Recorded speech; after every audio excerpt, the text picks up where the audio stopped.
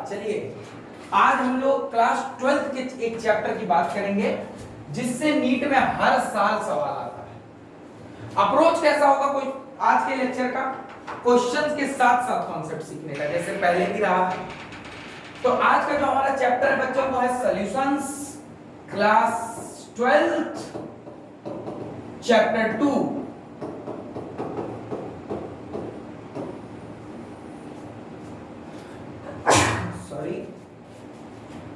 Chapter 2 है NCERT में। ठीक, तो देखो इस चैप्टर में ना क्वेश्चन तब से आ रहे हैं जब से नीट एग्जाम, ये मतलब ये है पीएमटी एग्जाम शुरू हुआ है। मतलब 1990 से भी क्वेश्चन इसमें लगातार पूछे जा रहे हैं। ठीक, तो आज के दिन हम लोग उन क्वेश्चंस के बात करेंगे जो हाल फिलहाल के सालों में आया है। मतलब जो क्वेश्चन रिपीट हो सकते हैं ऐसे, क्योंकि 1990 के क्वेश्चन नहीं रिपीट करेगा एनटीए। ठीक, तो बच्चों मेरा नाम है शशांक पुरी, मैं आपकी केमिस्ट्री फैकल्टी हूं, आपका काउंसलर हूं। बच्चों हम लोग बात करने जा रहे हैं सॉल्यूशन चैप्टर की। चलो बच्चों शुरू करते हैं। पहला क्वेश्चन आप लोगों के कंप्यूटर स्क्रीन पे ये रहा, which of the following is dependent on temperature. ठीक है, which of the following is dependent on temperature. बच्चों मैं तुमको थोड़ा सा समय दूंगा, ठीक है, कि आप लोग इस क्वेश्चन को करने की कोशिश करें।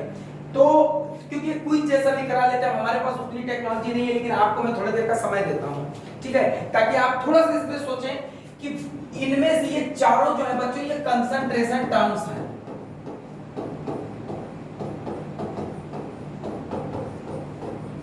आपको बताना है इन चारों कंसंट्रेशन टर्म्स में से, ठीक है, इन चारों कंसंट्रेशन टर्म्स में कौन सा कंसंट्रेशन टर्म ऐसा है बच्चों जो टेम्परेचर पे डिपेंड करता है। ठीक, देखो पहला है मोलैरिटी, फिर मोल फ्रैक्शन, फिर वेट परसेंटेज, फिर मोलैरिटी। बोलो फटाक से बोलिए।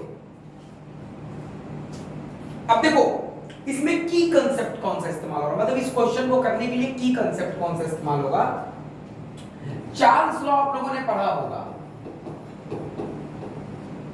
कभी ना कभी, इससे टकराव हुआ होगा आपका। चार्ल्स लॉ कहता है V is directly proportional to T। जैसे जैसे टेम्परेचर बढ़ाओगे वॉल्यूम बढ़ेगा, या वॉल्यूम बढ़ाने से टेम्परेचर सिस्टम का इंक्रीज करेगा। ठीक है, तो यानी कि टेम्परेचर अगर अपन बढ़ाते हैं तो वॉल्यूम भी क्या करेगा, इंक्रीज करेगा। तो यहां पे है टेम्परेचर डिपेंडेंट, यानी कि टेम्परेचर बढ़ने घटने के साथ किस कंसंट्रेशन टर्म की वैल्यू चेंज होगी। तो आपको याद रखना है कि टेम्परेचर बढ़ने के साथ कौन सा पैरामीटर बढ़ता घटता है, तो वो है वॉल्यूम। चार्ल्स लॉ भैया ने, चार्ल्स सर ने कहा था। तो जिस कंसंट्रेशन टर्म में वॉल्यूम आएगा वो कंसंट्रेशन टर्म टेम्परेचर के साथ साथ बच्चों चेंज करेगा, चेंज होगा। इस बात की आप जान लीजिए। तो V directly proportional to T होता है। ठीक है, अब देखो मोलैरिटी का क्या फॉर्मूला होता है। Molarity capital M equal to होता है number of moles of solute upon, अरे ये क्या आ गया, volume of solution in litre. तो नीचे क्या आ रहा है, वॉल्यूम टर्म आ रहा है। और आपको मालूम है वॉल्यूम जो होता है बच्चों वो टेम्परेचर के साथ साथ चेंज होता है। तो टेम्परेचर के साथ अगर वॉल्यूम चेंज होता है तो मोलैरिटी की वैल्यू भी तो चेंज होगी। टेम्परेचर बढ़ाओगे तो वॉल्यूम बढ़ेगा, यानी कि मोलैरिटी क्या होगी, कम होगी। तो क्या आंसर सही हो जाएगा, मोलैरिटी। इसका कौन सा आंसर सही होगा, मोलैरिटी। क्या आप लोगों को ये क्वेश्चन क्लियर हो गया। टेम्परेचर डिपेंडेंट जैसे आया तो आपके दिमाग में एक लॉ आना चाहिए, चार्ल्स लॉ। चार्ल्स लॉ कहता है कि वॉल्यूम जो होता है वो डायरेक्टली प्रोपोर्शनल होता है टेम्परेचर की, और अगर टेम्परेचर बढ़ रहा है तो वॉल्यूम बढ़ेगा। ठीक, तो जो कंसंट्रेशन टर्म्स में वॉल्यूम आता होगा वो कंसंट्रेशन टर्म चेंज होगा, चेंज इन टेम्परेचर के साथ। क्वेश्चन पूछा गया था नीट 2017 में, और नीट 2017 वही नीट है जिस साल से नीट का औकात कम होना शुरू हुआ। नीट के पेपर का औकात, मतलब नीट 2017 के बाद से लगातार पेपर का लेवल जो है वो घटता गया। देखते हैं इस बार क्या होता है। तो इसीलिए डट के प्रयास करो बच्चों, क्योंकि एक भी क्वेश्चन की गलती हम और आप अफोर्ड नहीं कर सकते। तो आप लोगों को ये बात क्लियर हो गई, पहला क्वेश्चन क्लियर हो गया मेरे बच्चे। अगले क्वेश्चन की तरफ बढ़ते हैं। अगला क्वेश्चन है what is the mole fraction of the solute in 1.1 molar aqueous solution. अच्छा, अगर 1m लिखा हो, अगर कहीं 1m लिखा हो तो इसका मतलब होता है बच्चों 1 मोलर, ठीक है। और अगर 1 स्मॉल m, ये कैपिटल M लिखा है तो 1 मोलर, अगर स्मॉल m लिखा है यानी कि इसका मतलब होता है 1 मोलर। इस क्वेश्चन में पूछा गया what is the mole fraction of solute in a 1.00 molar aqueous solution. सबसे पहले बच्चों 1 molar aqueous solution, 1 molar aqueous solution का मैं मतलब आपको बता देता हूं कि इस टर्म का मतलब, एक मोलर एक्वस सॉल्यूशन का मतलब होता है बच्चों 1 मोल solute, 1 mole solute in 1000 gram of water. अरे भाई, मोलैलिटी का क्या फॉर्मूला होता है? Number of moles of solute पर केजी ऑफ सॉल्वेंट, ठीक। तो इस शब्द का ये मतलब हुआ। अब आपको मोल फ्रैक्शन निकालना है, तो मोल फ्रैक्शन हो जाएगा n solute upon n solute plus n solvent. अच्छा देखो, n सॉल्यूट की वैल्यू तो बच्चा लोग आपको पता है, कैसे कहोगे कैसे, तो लिखा ना मैंने, एक मोलर का क्या मतलब होता है? 1 मोल solute in 1000 gram of water. तो सॉल्यूट का तो मोल दिया ही हुआ है, तो यहां पे लिख दो 1 upon 1 plus n solute. n solvent की वैल्यू क्या होगी? अब n सॉल्वेंट की वैल्यू तुमको निकालनी होगी। दिया है बच्चों 1000 ग्राम ऑफ वाटर मौजूद है, तो 1000 कर दो उसका वेट अपॉन इसका मॉलिक्यूलर वेट। बच्चों एक बात याद रखना है, 1000 अपॉन 18 अगर इसको तुम्हें सॉल्व करना पड़ रहा है ना, तो यानी कि एक बात समझ लेना तुम कि इस साल तुम नीट की तैयारियों में बहुत पीछे हो, क्योंकि ये जो टर्म है ये ऐसा टर्म होता है कि सबको जुबान पे रटा होना चाहिए। 1000 अपॉन 18 बहुत बार आता है कंसंट्रेशन टर्म में, और इसकी जो वैल्यू होती है बच्चों वो किसके बराबर होती है? 55.55 के बराबर होती है। तो याद रखना, एक मैथमेटिकल डिविजनल वैल्यू याद रखना कि 1000 अपॉन 18 की जो वैल्यू होती है प्यारे बच्चे, वो किसके बराबर होती है? 55.55 की। तो यहाँ पे 1 अपॉन 1 प्लस 55.55 कर दो। अब जब इसको सॉल्व करोगे बच्चों, तो मैं यहाँ पे अब सॉल्व नहीं करने जाऊंगा, ठीक है। जब तुम इसको सॉल्व करोगे तो इसकी जो वैल्यू आएगी बच्चों वो आएगी 0.0177। क्या आएगी? 0.0177, ठीक। समझ गए बच्चे? तो इसकी क्या आंसर हो गया? सी आंसर हो गया। यार मैथमेटिक्स तो खुद करोगे ना, ठीक है, कि वो भी यहाँ पे बैठ के मैं सॉल्व करूं, बताऊं कि कैसे। अब देखो इसमें तुम एक चीज और कर सकते हो, इसको गायब कर सकते हो। जैसे 1 प्लस 55.5 को 1 अपॉन 55.5 भी डायरेक्ट लिख सकते हो, इसमें कोई दिक्कत नहीं है। इससे करोगे तो तब भी आंसर यही आएगा, क्योंकि इससे मिलता जुलता कोई आंसर नहीं है, ठीक है। ये लगभग इसका डबल है। तो ये हो गया, इस तरीके से करते हैं आपको। अगर मोलैलिटी दी हुई है तो पहले number of moles of solute देख लो कितना है, जितनी मोलैलिटी दी हुई होगी उतना ही number of moles of solute होगा, और उसके बाद 1000 से डिवाइड करके वाटर का मोल्स निकाल लो, उससे आप लोग क्या निकाल लेंगे? मोल फ्रैक्शन की वैल्यू निकाल लेंगे। क्या मैं आप लोगों को अपनी बातें क्लियर कर पाया हूं? बताइए बच्चों, बोलिए, चलें आगे बढ़े। अगला धधकता हुआ सवाल हमारे सामने ये रहा, बहुत अच्छा क्वेश्चन है, बहुत ही प्यारा क्वेश्चन है।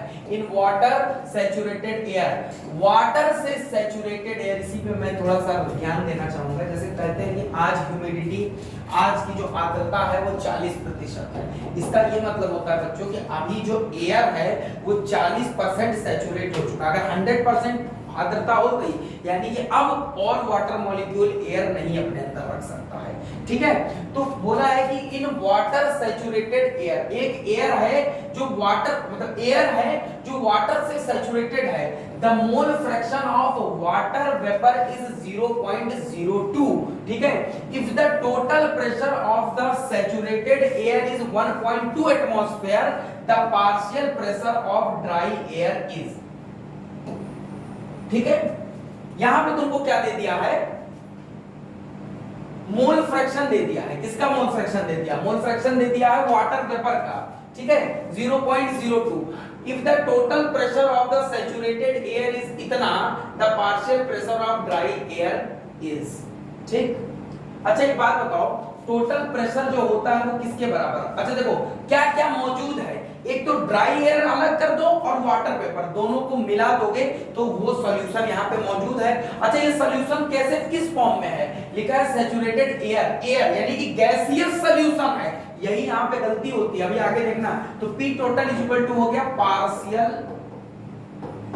Partial pressure of water plus partial pressure of dry air. अरे ये जब टोटल प्रेशर दिया हुआ है ना 1.2 एटमॉस्फेयर, तो इसमें कौन कौन है? एक तो तुम्हारा वाटर वेपर है, ठीक है, वाटर वेपर है तुम्हारा, और कौन है? पार्शियल प्रेशर ऑफ क्या है? ड्राई एयर है, ठीक है। अच्छा अब देखो पार्शियल प्रेशर ऑफ वाटर कैसे निकालोगे? पार्शियल प्रेशर ऑफ वाटर हो जाएगा बच्चों तुम्हारा पीटी इंटू एक्स या काई वाटर। अब कहोगे सर ये कौन सा फॉर्मूला है? कहोगे सर हमने तो ये सुना था कि पार्शियल प्रेशर इक्वल टू होता है P not A, P equal to P not A, काई ये होता है। तो बच्चों ये जो है तुम्हारा वो राउल्स लॉ है, और राउल्स लॉ कब अप्लाई होता है? जब लिक्विड सॉल्यूशन होता है। लिक्विड में जब पार्शियल प्रेशर देखते हैं तब ये फॉर्मूला इस्तेमाल करते हैं, लेकिन ये गैसियस सॉल्यूशन है। क्या लिखा है? वाटर सैचुरेटेड एयर, यानी कि ये जो सॉल्यूशन है वो गैसियस सॉल्यूशन है, और गैसियस सॉल्यूशन के अंदर हम लोग डाल्टन लॉ का इस्तेमाल करते हैं बच्चों, ना कि हम लोग राउल्स लॉ का इस्तेमाल करते हैं। तो डाल्टन लॉ ये कहता है। अब देखो टोटल प्रेशर कितना है? 1.2 इज इक्वल टू, ये हो गया 0.02 इनटू टोटल प्रेशर कितना है 1.2 plus partial pressure of dry air, ठीक है। तो इसको क्या करना है तुमको? पी ड्राई एयर जब तुम निकालोगे ये हो गया 1.2, ठीक, 1.2 माइनस 0.2 इंटू 1.2। जब इसको सॉल्व करोगे बच्चों, इस क्वेश्चन को सॉल्व करोगे तो तुम्हारा आंसर क्या आ जाएगा?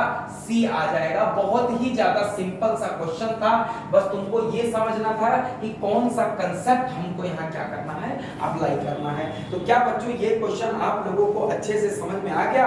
आ गया है तो बता दीजिए, हाँ बोल दीजिए। बहुत ही सिंपल क्वेश्चन था बच्चों, ठीक है। चलो अगले क्वेश्चन की तरफ मैं पढ़ता हूं। 3 क्वेश्चन लगभग हम कर चुके हैं। अगला question, the mixture with show positive deviation, ठीक है, पॉजिटिव डेविएशन इसमें से कौन सा मिक्सचर शो करेगा? देखो ये तो वैसे याद करने वाली चीज है, लेकिन बस एक बार याद रखना, जब हम किसी ऐसे कंपाउंड का सॉल्यूशन बनाते हैं जिसमें एक में हाइड्रोजन बॉन्ड हो और दूसरे में वैन डर वाल्स फोर्स हो, जब किसी ऐसे ग्रुप्स का सॉल्यूशन बनाते हैं जिसमें एक में हाइड्रोजन बॉन्ड पाया जाए और दूसरे में वैन डर वाल्स फोर्स पाया जाए, तो वो जनरली क्या करता है बच्चों? राउल्स लॉ से पॉजिटिव डेविएशन शो करता है, ठीक है। और ये देखो बेंजीन प्लस टॉल्यूइन जो है बच्चों, ये तो आइडियल सॉल्यूशन होता है। आइडियल सॉल्यूशन पहचानने का तरीका देख लो, कैसे पहचानते हो कि आइडियल सॉल्यूशन है कि नहीं? जब जिन दोनों को मिलाया जा रहा है ना, उसमें या तो CH2 ग्रुप का डिफरेंस हो। अगर उन दोनों जिनको मिलाया जाए, जैसे बेंजीन और टॉल्यूइन में CH2 ग्रुप का, कुछ कहेंगे नहीं सर CH2 ग्रुप का नहीं होता, CH3 ग्रुप का, ये होता है सर बेंजीन और ये होता है CH3। आप बोल रहे हैं CH2 ग्रुप का डिफरेंस बता दे करे, यहां से एक हाइड्रोजन निकाल के ही ना CH3 लगाते हैं, तो एक हाइड्रोजन गया CH3 आया, तो नेट डिफरेंस कितने का हुआ? CH2 का। तो जब CH2 ग्रुप का डिफरेंस होता है बच्चों, तो उस केस में जो सॉल्यूशन बनता है वो आइडियल सॉल्यूशन बनता है। एक और चीज बता दे रहा हूं, सुन लो यार, जब CH2 ग्रुप का डिफरेंस है तब आइडियल सॉल्यूशन बनता है। और या तो जैसे मान लो कोई एक एक्टिव एलिमेंट, जैसे ये देखो CH3 CH2 Cl, ठीक है, और CH3 CH2 Br। जब ऐसे कंपाउंड्स को मिलाया जाता है जिसमें एक्टिव एलिमेंट जो होता है वो पीरियोडिक टेबल में सिर्फ एक ग्रुप वैरी करता है, मतलब अगर ये X है तो जस्ट उसके नीचे वाला हो जब एक्टिव एलिमेंट दोनों में मौजूद होगा, तो ऐसे भी जो सॉल्यूशन होते हैं बच्चों वो आइडियल सॉल्यूशन का निर्माण करते हैं। कैसे सॉल्यूशन का निर्माण करते हैं? आइडियल सॉल्यूशन का निर्माण करते हैं। ठीक, समझ में आ गया कि नहीं समझ में आ गया ये चीज तुम लोगों को? ठीक है, तो अगर कोई तुमसे पूछे बताओ क्या ये आइडियल सॉल्यूशन होगा?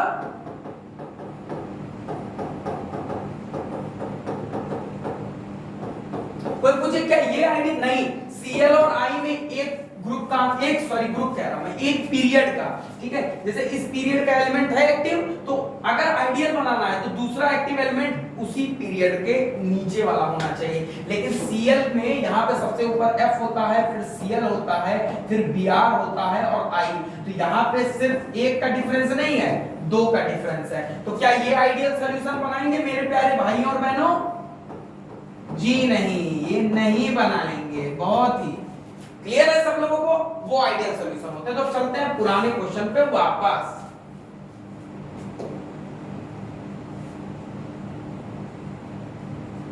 ठीक है, तो बच्चों इसमें क्या है, ये देखो पहला ऑप्शन देखो, मैंने बोला ना हाइड्रोजन बॉन्ड होना चाहिए, वान डेर वाल्स फोर्स, वो पॉजिटिव डेविएशन शो करता है। देखो कंसेप्ट भी question plus concept, question plus concept, ऐसे ही हमारे पढ़ने का तरीका होगा नीट शास्त्र में, और किसी और तरीके को हम जानते भी नहीं है पढ़ाना। देखो, तो इथेनॉल में बच्चों क्या पाया जाता है? हाइड्रोजन बॉन्डिंग पाई जाती है। और एसीटोन में क्या पाया जाता है? वान डेर वाल्स फोर्स, जिसको डाइपोल डाइपोल इंटरेक्शन भी कहते हैं। तो जो ये ए वाला ऑप्शन हो जाएगा वो कैसा हो जाएगा? पॉजिटिव डेविएशन शो करेगा। ठीक है बच्चों, तो ये कैसा शो करेगा?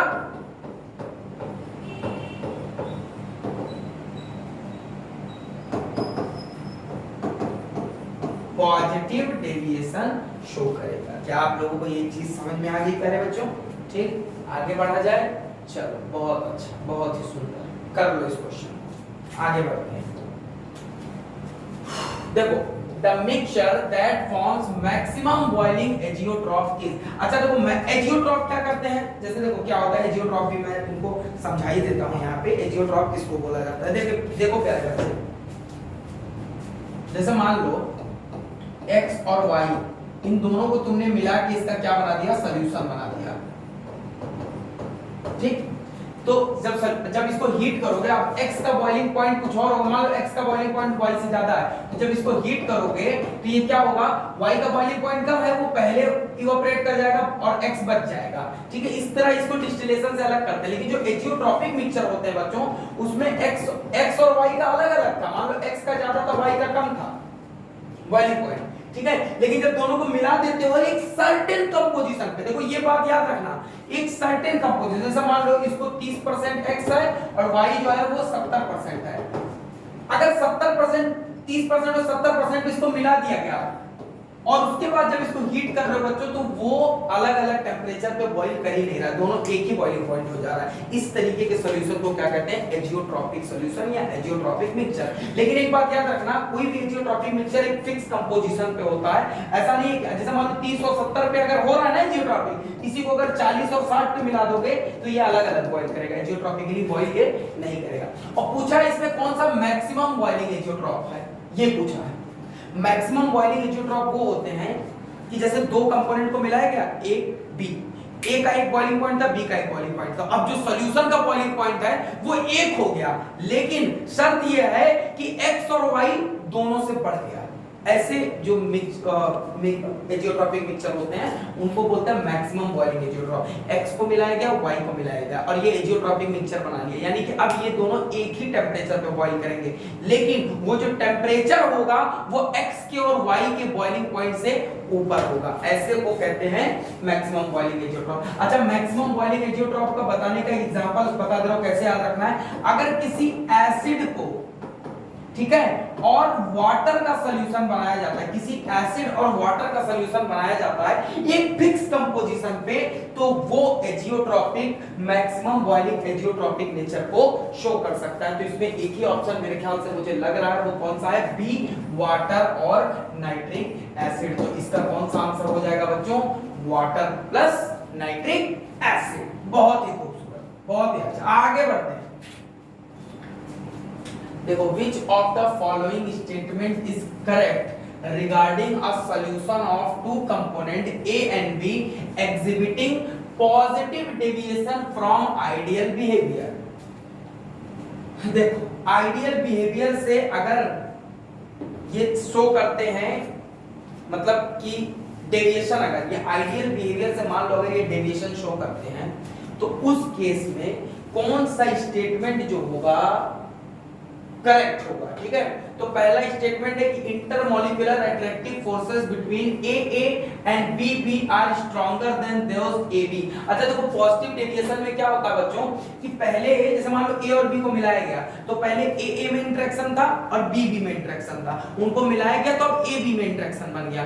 तो पॉजिटिव डेविएशन वो होते हैं कि जिसमें नया वाला जो इंटरेक्शन बना है ना वो पुराने इंटरेक्शन से वीक हो। अरे वीक होगा तभी ना जल्दी बॉईल कर जाएगा, और जल्दी बॉईल करेगा तो वेपर प्रेशर उसका ज्यादा होगा, और वेपर प्रेशर अगर ज्यादा होगा तो वो कैसा डेविएशन शो करेगा, पॉजिटिव डेविएशन शो करेगा। तुमसे यही पूछा है कि किसमें पॉजिटिव डेविएशन है, तो पॉजिटिव डेविएशन उसमें होता है बच्चों कि जिसमें दो कंपोनेंट्स के बीच का जो इंटरेक्शन होता है ना वो सॉल्यूशन में जो नया इंटरेक्शन बना उससे स्ट्रांग होता है। तो यहाँ पे तुमको पहला ही ऑप्शन मिल गया कि intermolecular attractive forces between A and B are stronger than between A B, मतलब ए वाला जो इंटरेक्शन है वो ए बी वाले इंटरेक्शन से स्ट्रांग होगा, या कह सकते हैं जो बी वाला इंटरेक्शन है वो ए बी के इंटरेक्शन से क्या होगा, स्ट्रांग होगा।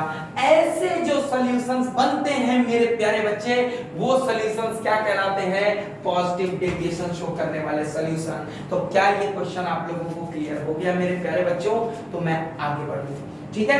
अगर ये वीडियो तुम लोगों को पसंद आ रहा है बच्चों, लग रहा है कि सर कुछ काम लायक पढ़ा रहे हैं, नीट में पूछा जा सकता है, तो जरूर इस वीडियो को शेयर करें। आप लोग शेयर नहीं करते हैं जिससे हमारा आत्मविश्वास कम होता है, ठीक है। हम लोग पूरा कंटेंट बच्चों, और वो कंटेंट ऐसा नहीं कि बिना फालतू का कुछ भी पढ़ा रहे हैं, वो कंटेंट जो नीट का, देखो जैसे तो बहुत मैं तुमको बता रहा हूँ, मैं किसी की कोई बुराई नहीं करना चाहता हूँ, कुछ नहीं करना चाहता हूँ, लेकिन आजकल जो पेपर का लेवल हो गया है वो ऐसा हो गया है कि जिसमें आपको बस फंडामेंटल क्वेश्चंस को करने की जरूरत है। आज के समय आपको अपना समय हार्ड क्वेश्चंस करके टाइम वेस्ट करने की बजाय इजी क्वेश्चंस को बार बार करके अपने एक्यूरेसी बढ़ाने का है, क्योंकि अभी आप लोग देख ही सकते हैं आजकल एग्जाम का लेवल कैसा हो गया है। तो इसमें आप लोगों को ये दिक्कत होगी अगर आप कठिन क्वेश्चंस के चक्कर में फंसते हैं, क्योंकि बच्चों जो अच्छे जो सही एक्सपर्ट्स हैं उनसे आप बात कर सकते हैं, जो जेन्युइन एक्सपर्ट्स हैं उनसे आप बात कर सकते हैं, वो बताएंगे कि नीट का स्टैंडर्ड कितना मतलब इजी हो गया है, जिसकी वजह से कट ऑफ जो है वो कितनी हाई जा रही है। और देखो इस बार यूपी में कई सारे नए कॉलेजेस ऐड हुए हैं, ये सबको पता है, लगभग हम लोगों ने वीडियो भी बनाया था, लेकिन उसका एक कोई कट ऑफ पे ज्यादा इफेक्ट नहीं पड़ेगा। बहुत लोग बोलेंगे आपसे कि कट ऑफ बहुत कम जाएगी, सावधान हो जाओ कट ऑफ कम जाएगी, पर उसका कोई कट ऑफ पे फर्क नहीं पड़ेगा, क्योंकि जितना ज्यादा सीटें बढ़ती हैं उतने बच्चे बढ़ जाते हैं। नहीं, बच्चे बढ़ जाते हैं उसकी वजह से क्या होता है, कट ऑफ उतनी ही रहती है या उससे बढ़ ही जाती है। तो अपने को सोचने की जरूरत नहीं है इतना ज्यादा, ठीक है। आगे बढ़ें। अच्छा यहाँ पे डेल्टा था वो मिस हो गया था, ठीक है, तो मैंने अलग से लिख दिया। Which one of the following is incorrect for ideal solution? पहला है delta H mixing is equal to 0। क्या ये सही है गलत? ये सही है बच्चों। जब किन्हीं दो ऐसे कंपोनेंट्स को मिलाया जाता है जो आइडियल बिहेवियर को शो करते हैं, ठीक है, तो उनके जब सॉल्यूशन को दो कंपोनेंट्स को मिलाया गया, उन्होंने आइडियल सॉल्यूशन बनाया, तो उस केस में ना तो कोई हीट इवॉल्व होती है ना कोई हीट एब्जॉर्ब होती है। तो जब कुछ होता ही नहीं है तो उसमें एंथैल्पी ऑफ मिक्सिंग कितना होगा, 0 हो जाता है। तो ये स्टेटमेंट जो है वो सही है। दूसरा क्या बच्चों, डेल्टा यू मिक्सिंग जो है वो 0 होता है। जी हाँ, ये भी सही है। जैसे डेल्टा यू मिक्सिंग का क्या मतलब होता है, जैसे ए और बी को मिला है तो 5 लीटर ए और 5 लीटर बी को मिलाओगे तो जो सॉल्यूशन बनता है वो 10 लीटर का बनना चाहिए, ठीक है। लेकिन अगर मान लो सॉल्यूशन 12 लीटर का बन रहा है, यानी कि वॉल्यूम सॉल्यूशन का ज्यादा रह रहा है, और वॉल्यूम सॉल्यूशन का तब ज्यादा रहता है जब पॉजिटिव डेविएशन शो करता है। अगर मान लो इन दोनों को मिलाने पे 10 आना चाहिए था, लेकिन एक्चुअली में आ जो कितना रहा है 8 लीटर, तो यानी कि 2 लीटर कम आ रहा है, तो ये बनता है बच्चों नेगेटिव डेविएशन के केस में, ठीक है। लेकिन जो तुम्हारा आइडियल सॉल्यूशन होते हैं उसमें 5 और 5 में मिलाने पे 10 आना चाहिए था और 10 ही आते हैं, तो डेल्टा वी मिक्सिंग जो होता है वो कितना होता है बच्चों, 0 होता है। तीसरा है delta P is equal to P observed minus P calculated is equal to 0। ये भी सही बात है, ठीक है। तो राउल्स लॉ को क्योंकि आइडियल सॉल्यूशन उन्हीं को कहते ही हैं जो राउल्स लॉ को फॉलो करते हैं, ठीक है। और राउल्स लॉ को अगर फॉलो करेंगे तो जो P ऑब्जर्व्ड होगा वही P कैलकुलेटेड होगा। P कैलकुलेटेड हम लोग राउल्स लॉ से निकालते हैं, P ऑब्जर्व्ड जो प्रैक्टिकली आता है, तो ये दोनों सेम होंगे तभी तो माना जाएगा कि वो राउल्स लॉ को फॉलो करते हैं। और अगर राउल्स लॉ को फॉलो करते हैं तो आइडियल सॉल्यूशन होंगे। तो बचा क्या है, delta G mixing is equal to 0। नहीं बच्चों, delta G is equal to 0 नहीं होता है। Delta G is equal to क्या होता है बच्चों, नेगेटिव होता है, ठीक है। क्यों नेगेटिव होता है, क्योंकि अगर कोई भी प्रोसेस स्पॉन्टेनियस है, मतलब मिलाते ही अपने आप सॉल्यूशन अगर बन जा रहा है बिना हीट दिए, ठीक है, तो यानी कि उसका डेल्टा G नेगेटिव है, क्योंकि वो प्रोसेस स्पॉन्टेनियस है। तो डेल्टा G इस केस में नेगेटिव होना चाहिए, लेकिन दिया कितना है, 0 दिया है। तो आइडियल सॉल्यूशन के केस में डेल्टा G होता है, 0 नहीं होता है बच्चों। तो ये वाला ऑप्शन जो है वो गलत है। और पूछा था कौन सा गलत है, तो ये वाला ऑप्शन क्या हो जाएगा, सही। ये पूछा गया था नीट 2 2016 में। अचानक से हुआ क्या था, नीट 1 में जब नीट 1 का पेपर होना था, तो नीट 1 के नाम से नहीं है, पीएमटी के नाम से होना था। एग्जाम के 3-4 दिन पहले ऑनरेबल सुप्रीम कोर्ट ने बोला कि अब इंडिया में नीट कराया जाएगा। तो 3-4 दिन का समय था, तो नीट करा दिया गया। लेकिन कई सारे राज्यों ने फिर उस पे फिर से रिट दायर की कि हम लोगों को तो समय ही नहीं मिला। कई राज्यों में ना नीट पे बच्चे इतना फोकस नहीं करते, जैसे महाराष्ट्र में महाराष्ट्र सेट करते थे, तो नीट पे उतना वो लोग फोकस नहीं करते थे, जिसकी वजह से वहां के बच्चे नीट को प्रिपेयर नहीं करते थे और नीट ही एक एग्जाम हो गया। तो इसीलिए सरकार ने बोला कि 2 महीने का समय दिया, 2-2.5 महीने का, और बोला कि दूसरा फेज कराया जाएगा नीट का। तो वही था नीट 2। तो नीट 2 का पेपर जो था बच्चों, वो नीट 1 से थोड़ा सा टफ आ गया था, उसी का ये क्वेश्चन। वैसे ये क्वेश्चन आसान था। हाँ, ये नीट 1 का पेपर है बच्चों, वही जो मैं बता रहा हूँ ना आपको कि 2 फेज में हुआ था। जो पहला वाला फेज था जिसके बाद कई राज्यों ने सुप्रीम कोर्ट में रिट दायर की थी, उसी एग्जाम का पेपर था। ये आज तक, मतलब मैं ये कहना चाहूंगा, एआईपीएमटी हो या मेडिकल इंट्रेंस में बता रहा हूं, एम्स हो या स्टेट पीएमटीज हो,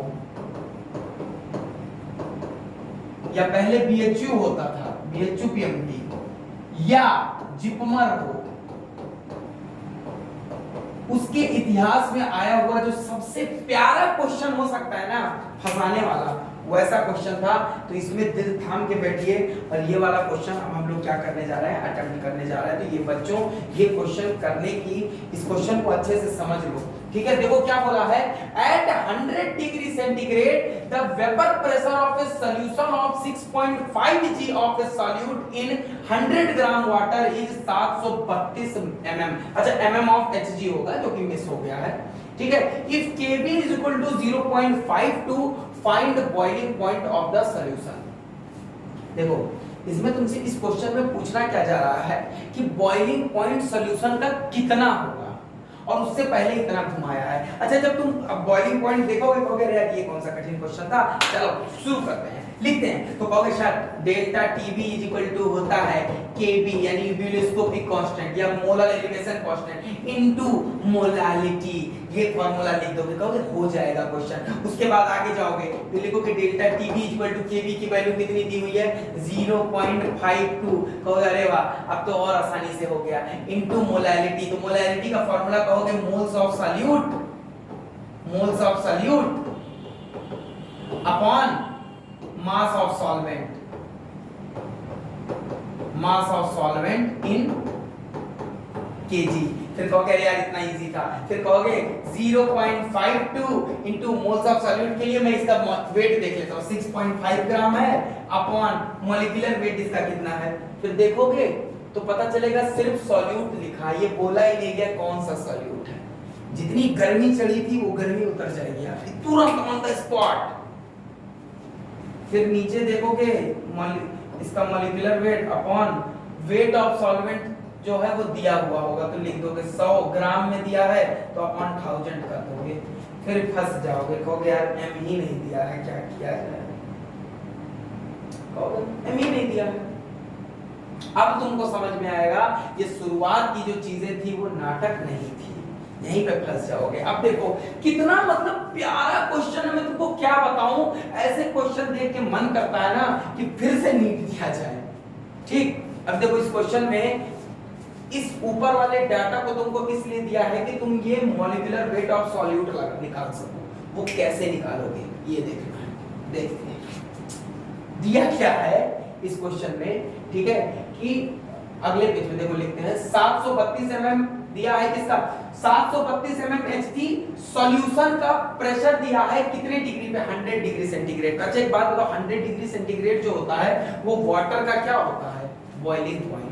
यहाँ पे कितने कॉन्सेप्ट इन्वॉल्व है देखो, पहला यह है कि 100 डिग्री सेंटीग्रेड वाटर का बॉइलिंग पॉइंट होता है। फिर कोई पूछेगा बॉइलिंग पॉइंट का डेफिनेशन क्या होता है, बहुत बच्चे ऐसे होते थे जब टीचर बॉइलिंग पॉइंट का डेफिनेशन बताता था कहते इससे तो क्वेश्चन ही नहीं आता, झूठे क्या टीचर ही ज्ञान दे रहा है। यहाँ पे आ गया क्वेश्चन, बॉइलिंग पॉइंट वो टेम्परेचर होता है जिस पे लिक्विड का वेपर प्रेशर एटमॉस्फेरिक प्रेशर के बराबर हो जाए। यानी 100 डिग्री सेंटीग्रेड पे प्योर वाटर का वेपर प्रेशर कितना होगा मेरे बच्चे, बोलो।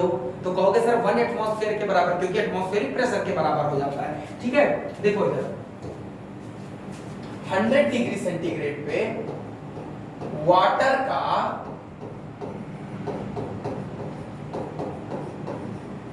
वेपर प्रेशर 1 एटमॉस्फेयर के बराबर हो जाता है। यही तो डेफिनेशन में सब लोग बताते हैं गुरुजी, मेरे भी गुरुजी ने यही बताया था हमको, बहुत अच्छा पढ़ाते हैं मेरे गुरुजी। अगर वो वीडियो देख रहे होंगे तो मैं उनको धन्यवाद देना चाहूंगा कि आपकी ही बदौलत आज मैं पढ़ा सकता हूं, धन्यवाद सर। ठीक है, तो 1 एटमॉस्फेयर हो जाता है, और 1 एटमॉस्फेयर को हम एक और चीज लिख सकते हैं बच्चों, 760 mm ऑफ Hg। पहला कॉन्सेप्ट तो ये कॉन्सेप्ट 1, पहला कॉन्सेप्ट ये यहां पे इन्वॉल्व। अगला कॉन्सेप्ट कौन सा इन्वॉल्व था, अगला कॉन्सेप्ट ये इन्वॉल्व था कि जब व्हेन वी ऐड, ठीक, when we add non volatile solute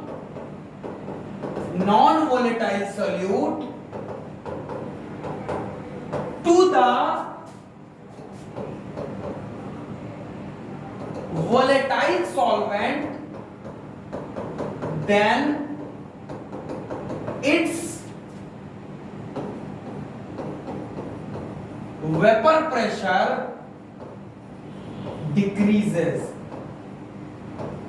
ठीक, दूसरा कंसेप्ट ये इन्वॉल्व था, और यहां पे एक क्वालिटेटिव प्रॉपर्टी इन्वॉल्व थी, वो थी RLVP। RLVP कहती है relative lowering of vapour pressure जो होता है वो मोल फ्रैक्शन ऑफ सॉल्यूट के बराबर होता है। Relative lowering of vapour pressure का मतलब होता है कि प्योर सॉल्वेंट का जो प्रेशर था माइनस सॉल्यूशन का जो प्रेशर है, ये तो हो गया लोअरिंग ऑफ वेपर। सॉल्यूट डालने पे इतना लोअर हुआ अपॉन P सॉल्वेंट। जैसे P सॉल्वेंट का वेपर प्रेशर ज्यादा होता है, सॉल्यूशन का कम होता है, तो ये जब निकालोगे इतने का, सिर्फ इतने का, इसका मतलब होता है लोअरिंग इन वेपर प्रेशर। लेकिन अगर इनिशियल रख दोगे तो ये relative lowering of vapour pressure है। ये किसके बराबर होता है, X सॉल्यूट के बराबर। अच्छा, P सॉल्वेंट कितना होना चाहिए था, बोलो। दिया नहीं है पिछले क्वेश्चन में, अगर देखोगे ध्यान से, जैसे देखोगे इसमें क्वेश्चन में,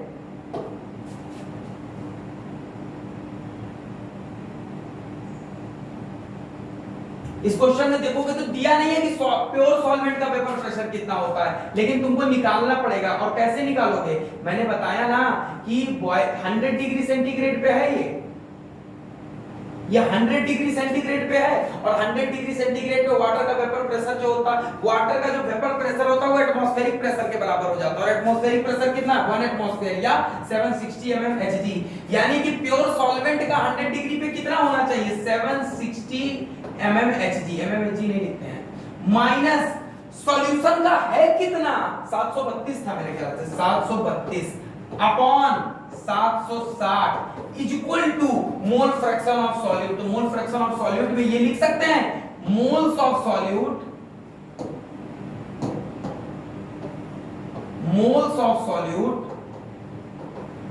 अपॉन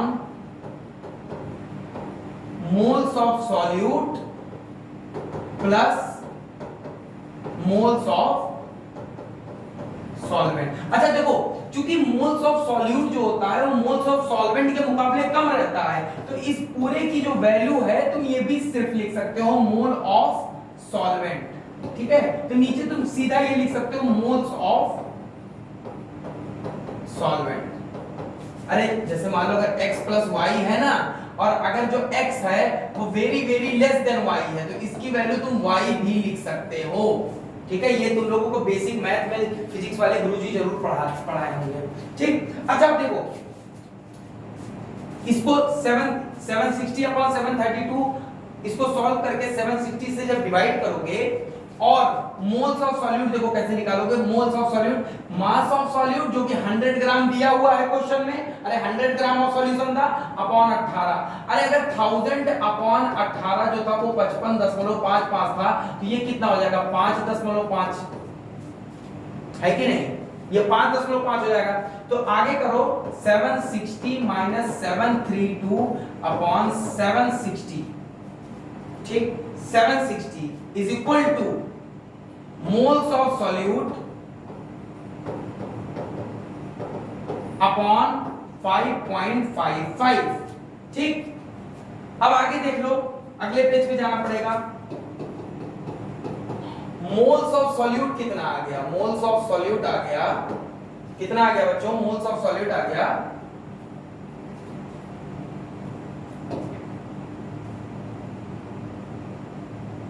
ठीक है। इस मोल्स ऑफ सॉलिड निकालने के लिए इन दोनों को इसको और इसको मल्टीप्लाई कर दो। ठीक,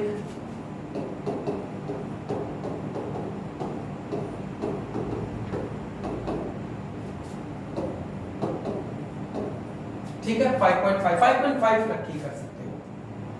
ठीक है, इसको मल्टीप्लाई कर दो तो फिर मोल्स ऑफ सॉल्यूट आ गया। अब delta TB is equal to हो गया 0.52 इनटू मोल्स ऑफ सॉल्यूट कितना है 760 minus 732 upon 760 into 5.5 upon molality upon 100 upon 1000, क्योंकि मोलालिटी लिखते हो ना, तो मोलालिटी इज इक्वल टू क्या हो गया moles of solute, moles of solute upon mass of solvent in KG. तो mass of solvent in KG लिख दिया, 100 ग्राम में था, और ये आ गया तुम्हारा मोल्स ऑफ सॉल्यूट। तो जब यहाँ पे डेल्टा टीबी निकालोगे बच्चों, तो वो आएगा कितना, 1 डिग्री के लगभग बराबर आएगा।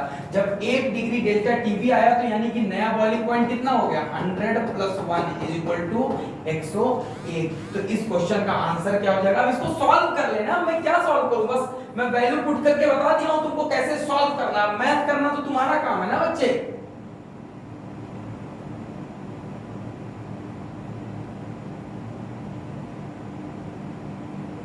ठीक, तो इसको करोगे तो क्या आ जाएगा, सी वाला ऑप्शन आ जाएगा। लेकिन देखो कितना सारा कांसेप्ट इन्वॉल्व था।